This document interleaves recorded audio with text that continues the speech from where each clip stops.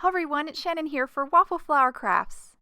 In this video, we are going to create this super sweet fall scene using the new pumpkin house combo and the awesome Cloudscape Panel Die.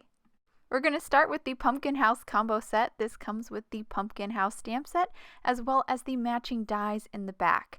I've already gone ahead and stamped several images from the set in Memento Tuxedo Black onto white cardstock, and now I'm going to start to Copic color these images in. Starting with my pumpkin house, I'm going to color it orange, and I'm using YR00 for my lightest shade. Now moving on to one of my mediums, this is YR02.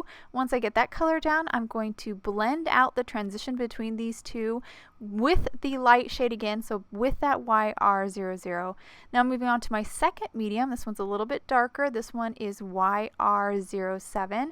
Once I get that color down, I'm going to go to my darkest shade, which is R05.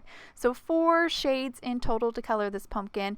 Once I get that color down, I'll then blend out the transition by going back through my markers so I get a nice, beautiful, smooth gradation over this pumpkin.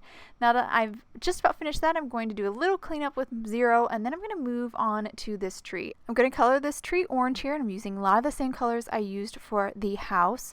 I'm going to color the whole treetop with my light orange, even the little leaves. Now I'm moving on to my medium shade here, which is YR02. And I'm going to color kind of the lower portion of my treetop, but I am avoiding the leaves. I don't want to color those yet.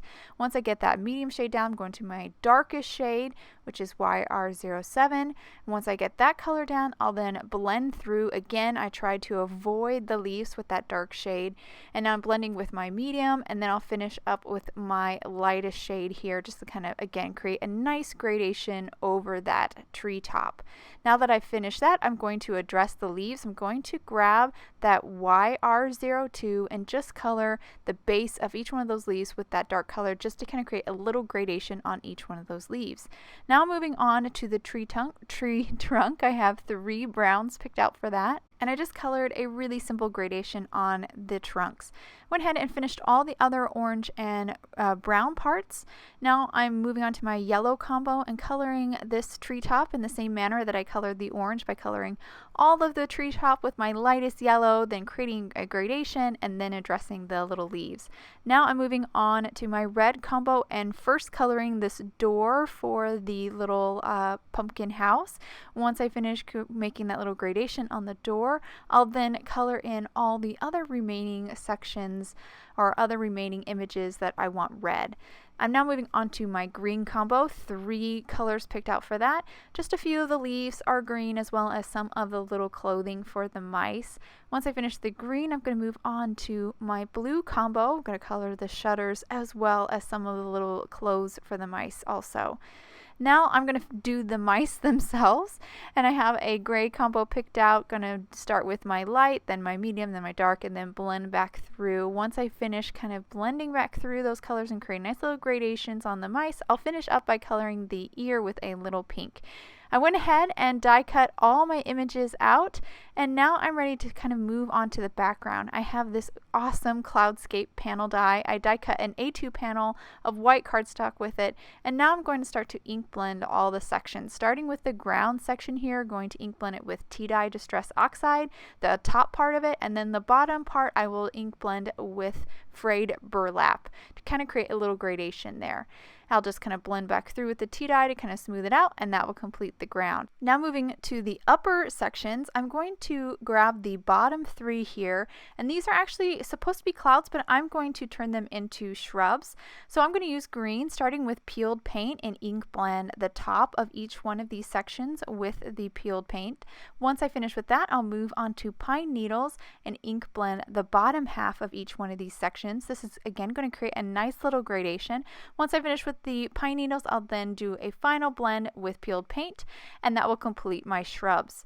I'm now moving on to the 2 remaining cloud sections, and I'm going to ink blend these with tumbled glass to actually turn them into clouds. Just ink blend the bottom of each one of these, and that will make a really pretty sky for our scene.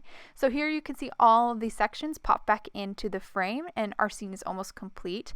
I am going to create a frame though out using the additional A2 layers die. I'm just going to use one of the dies from that set and die cut 2 A2 panels, but one of the A2 panels is going to be a piece of pattern paper from this beautiful half dots Christmas paper pad. I'm going to use this sheet right here, this kind of beautiful teal one. I'm just going to go ahead and cut that piece of paper in half. Use the lighter half here, as well as another A2 panel of white cardstock, and die cut it again with a die from the A2 or additional A2 layers die set to create 2 frames that will fit nicely over the frame from the Cloudscape Panel Die.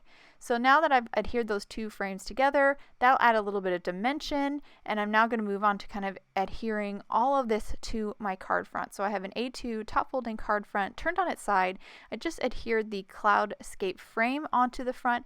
Now I'm going to adhere each one of these sections right inside of each other like a puzzle piece till I have that background done. Now I'm going to grab that frame, that stacked frame, and adhere that right on top.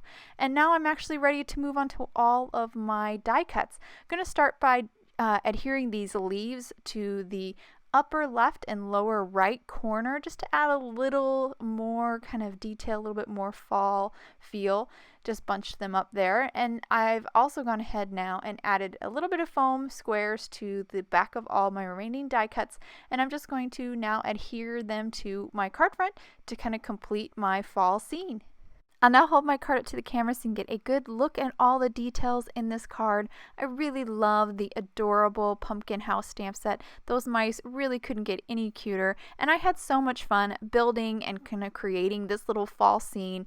I just think it's so festive and perfect to send to somebody around Thanksgiving. I hope you guys enjoyed today's card and video.